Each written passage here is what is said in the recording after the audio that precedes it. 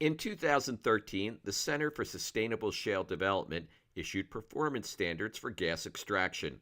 A number of experts have reviewed these standards for the Delaware Riverkeeper Network and have issued a report saying the guidelines fail to protect the environment and human health. Hydrologist Paul Rubin evaluated groundwater vulnerability and contaminant transport issues.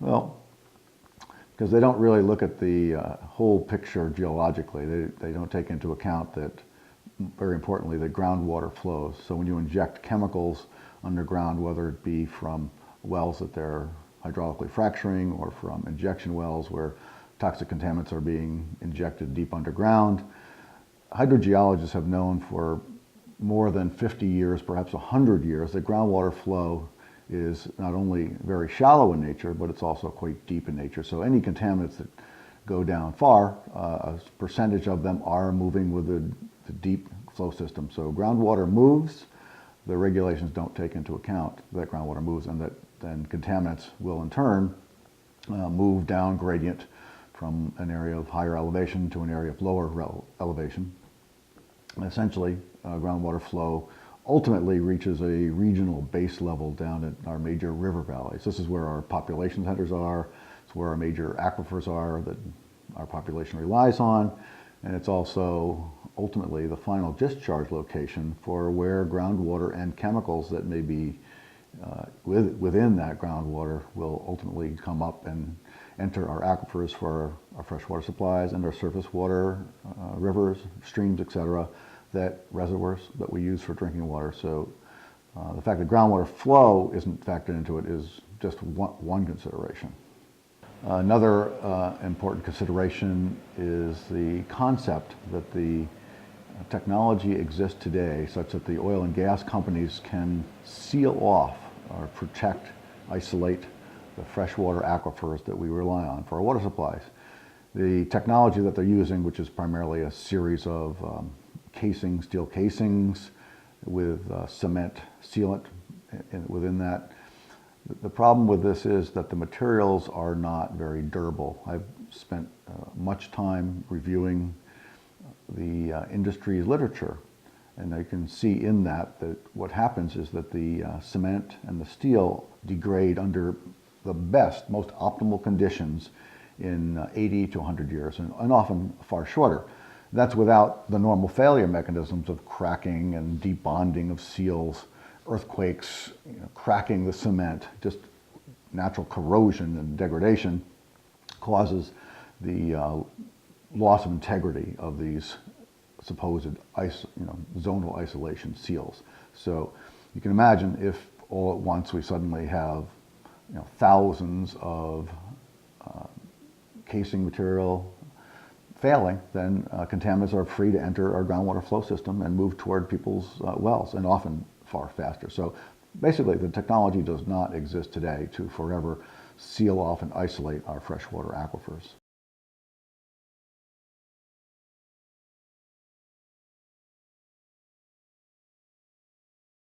There is no safe way today, especially because the sealant materials don't exist that can forever seal these casings in. This false sense of security that we're putting multiple casing strings together and we're cementing them together does not tell the public that these materials are corroding, generally at a rate of far less than 100 years, at which point groundwater will become contaminated. It's not a question of will it become contaminated, but rather a question of when will it become contaminated. It's already happening. People are sick. And we're at the tip of the iceberg. It's only going to get worse. First, when you inject chemicals into injection wells, which the performance standards do not prohibit from occurring, these injection wells that take chemicals, the idea is that you put them far underground, they stay put, and things are isolated from any kind of contact with people and surface water resources and people's aquifers where they get their water from. This isn't the case because it ignores the most important concept here hydrogeologically, and that is that groundwater flows. So contaminants, even in a deep system, will flow. One of the regulations mentions, or Performance Standards mentions that if your injection fluid or any of your material is beneath a confining bed, then there's less concern. That's not true, because contaminants will continue to move at depth, preferentially through fractures and fault networks that are there. Yes, some of the fractures are and absorbed into the shale media below, but a certain percentage of it does escape, is not entrained or imbibed into the surrounding bedrock material, and it does move down valley, and it comes up in our valley bottoms. We see this, a good example is a lot of our salt springs come up on our valley bottoms. That's from mixing with some of the deep groundwater flow, showing that it is moving. So the idea of injecting chemicals down deep is simply ignores the fact that groundwater flows and that it will come up ultimately in our water supply. And once it's there, it's too late. We cannot clean it. It is essentially forever contaminated. And it will continue to flow for hundreds of thousands of years, many generations. So we'll see low-level chemicals moving through our aquifers and right to our population centers indefinitely.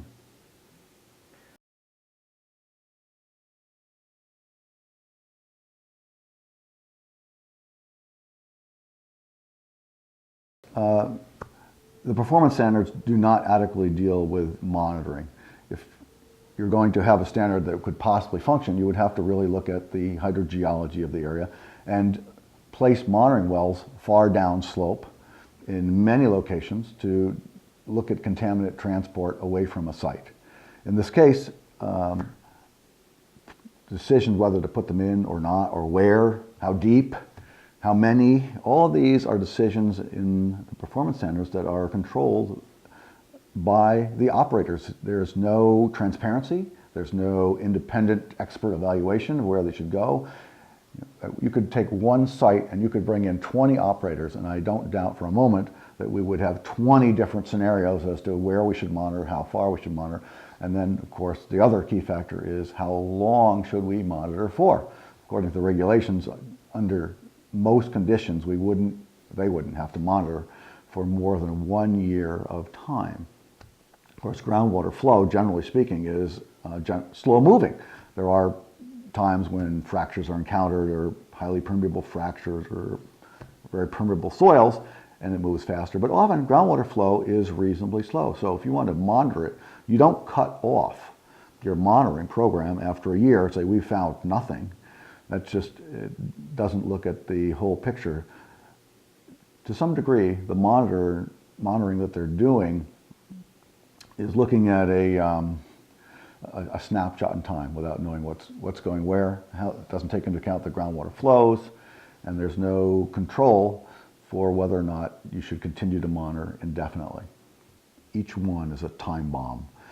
Once the contaminants have leaked into the subsurface, then these contaminants are often moving into our groundwater flow system. They're moving toward people's wells.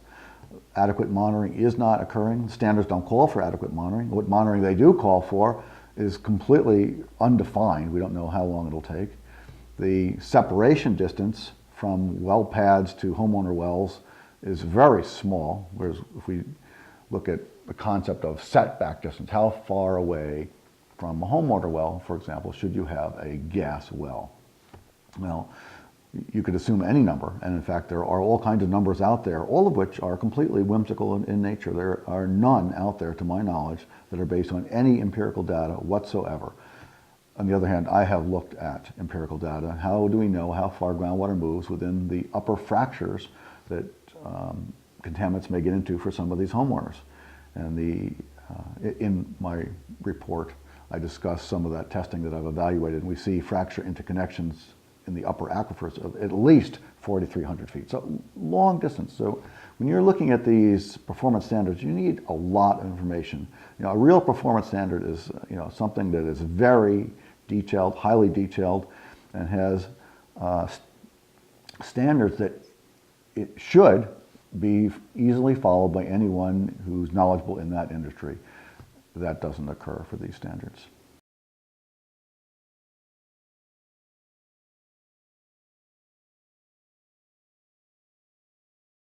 Particular performance standards standard that you referenced, performance standard number 3, calls for a double-lined impoundments or pits with an intact leak detection system. Here we have a standard called a performance standard. This one is all of one line long. It has no background documentation. It doesn't give you any information about how one should, as an operator, design these impoundments and pits. What kind of angle should they have?